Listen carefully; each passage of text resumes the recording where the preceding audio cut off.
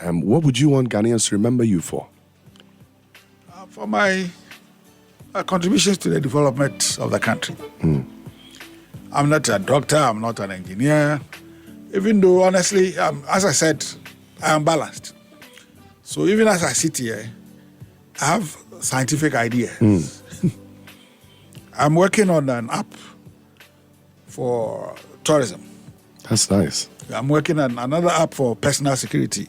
That's beautiful. I'm working on an equipment to make swimming pools safer for children. So I do here, I do there. But so my general contribution to development. I think that when I was young, very young, it used to occur to me that what can I do for my name to stay when I'm dead and gone. I think that 4 or 5 years, I started thinking about leaving a name.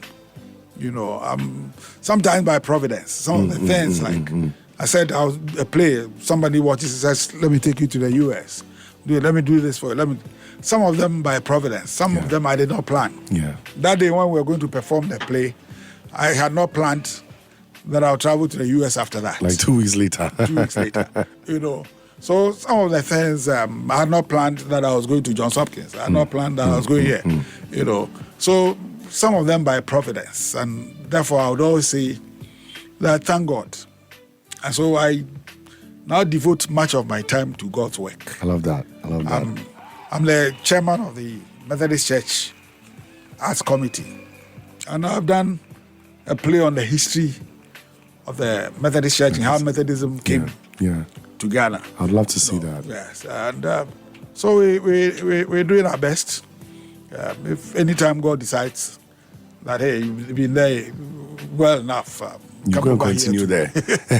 Go and organize the angels. We need you here. Yes, go and organize the angels and put together an arts committee in heaven. And they'll be acting stories by us. Yes. Over there telling the stories. One monk died. Yeah. At his funeral, I said, you should go and put life into heaven.